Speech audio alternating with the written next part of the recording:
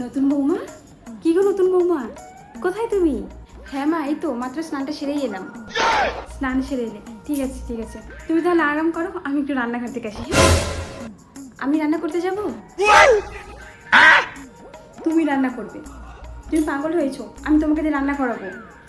পাগল মেয়ে একটা, ওকে দিয়ে নাকি আমি রান্না করাবো? কেন, আমি রান্না করতে পারি না? তুমি আরাম করো। কত জন্মের পূর্ণ হলে আমি এত ভালো একটা শাশুড়ি পাই, আমার পুরো কপালটা তো একদম খুলে গেছে। বৌমা, এনে ধরো তোমার জন্য চা।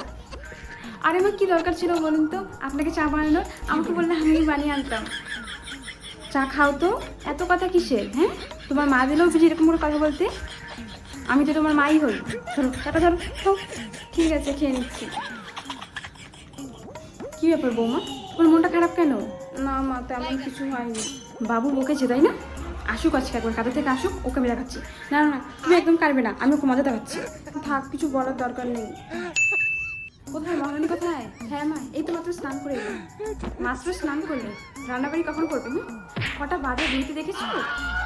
এখন ঘুম থেকে উঠে মাত্র স্নান করলো, তাড়াতাড়ি করে রান্নাঘরে যাও। যাচ্ছি তো রান্না করতে। কোন কপালে যে এই বাড়িতে আমি বউ হয়ে আসছিলাম ভগবানই জানে, আমার পুরা কপাল। এই যে বৌমা, চাটা পাবো নাকি আমাকে নিজে গিয়ে করতে হবে চাটা? চা বানিয়ে আনছি। কি হয়েছে?